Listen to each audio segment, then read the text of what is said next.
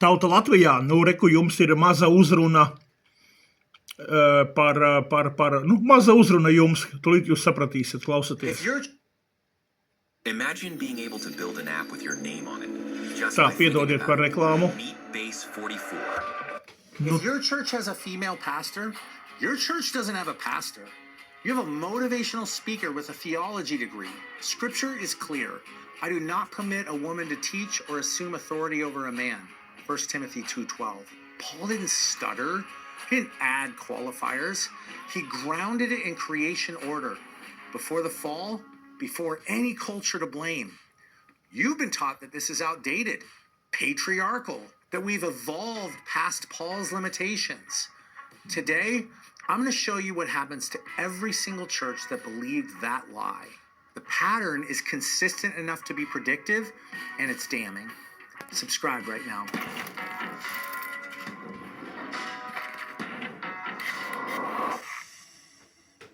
Here's the playbook. Call biblical headship oppression. Ordain women to prove you're enlightened. Then watch your denomination abandon biblical sexuality within one generation and abandon Orthodox Christianity entirely within two. This is documented history. Every mainline denomination that ordained women followed the exact same trajectory. This obviously isn't working. So let's talk about how we got here and why the collapse is so predictable. The progressive line is that male eldership is outdated. Paul was just reflecting his time, that Christianity needs to always be evolving to reflect the current cultural norms. But Paul doesn't appeal to culture. He appeals to Genesis. Adam was formed first, then Eve, 1 Timothy 2:13. Creation order. Before sin entered the world, male headship isn't a product of the fall. It's original design. When God confronted them in the garden, he called out to Adam first. Where are you? Genesis 3:9. Eve ate first, but God questioned the man because he was responsible. He stood there silent while the serpent spoke to his wife. He failed to lead. And this pattern screams throughout Scripture. Every covenant runs through men. Abraham, Moses, David. The priesthood was male. The 12 apostles were male. Eldership qualification in 1 Timothy 3, husband of one wife. Oh, but that was then. Was it?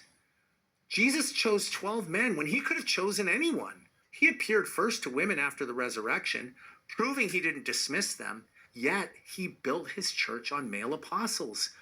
By design. For 2,000 years, this wasn't disputed. Not by the early church fathers, not by the reformers, not by any major Christian tradition until the 1970s.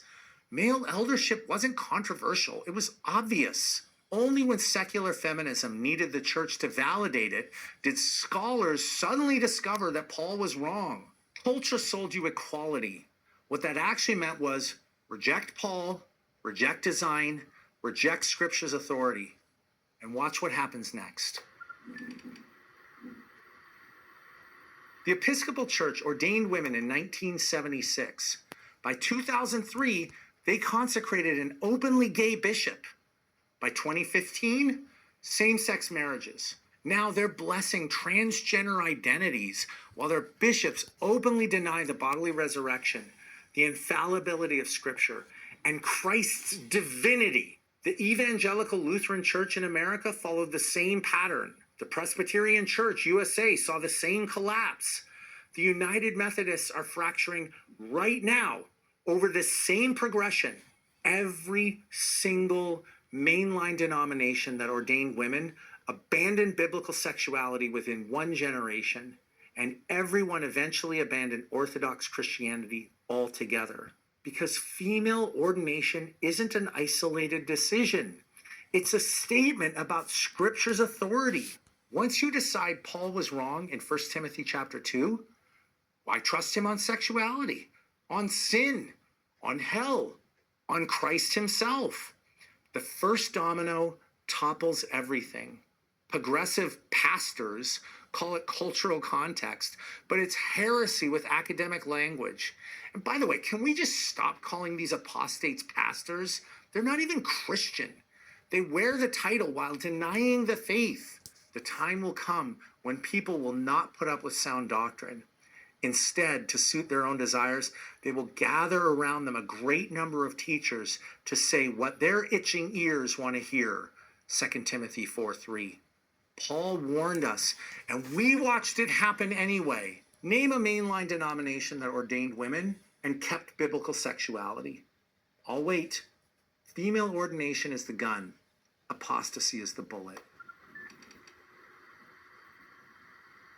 This goes beyond church polity. Watch what happens to families. When a church puts a woman in the pulpit, it sends a message to every man in the room. Your leadership isn't needed here.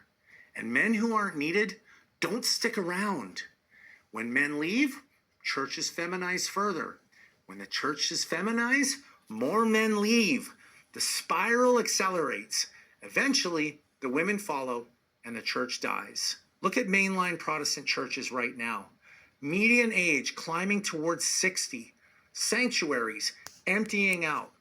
Desperate mergers and buildings up for sale. Meanwhile, churches that held the line are growing, young, and filled with families. But the damage doesn't stop at the church doors. When dad checks out spiritually, the kids notice. Sons grow up without a model of masculine faith. They learn that church is something women do.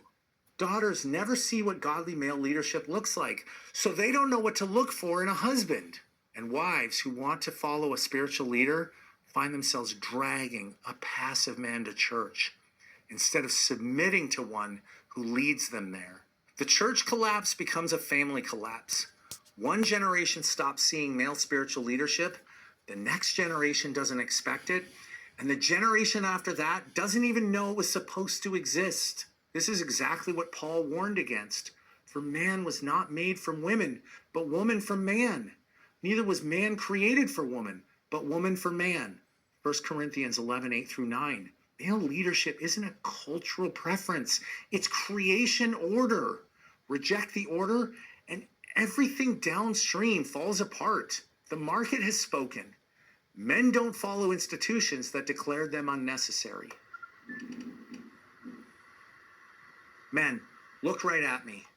3 things I need you to hear.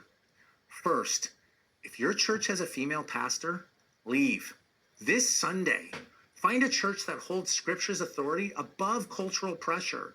And if your church is discussing female ordination, the discussion's already over. They've decided. The only question is whether you'll still be there when they announce it. Second, lead your home spiritually. Bible before the phone every morning. Set a nightly rhythm. In our home, we read Scripture, pray, and sing together. You set that tone, your family flourishes. And third, find men who will sharpen you, hold you accountable, and help you carry your burdens. Even Jesus had 12. You weren't made to do this alone. Churches thrive when men lead. Marriages thrive when husbands lead. Families thrive when fathers lead. So step up, lead well. That's what men do. Tauta Latvijā un finālā mans ātrais komentārs. Tātad sapratāt, jā,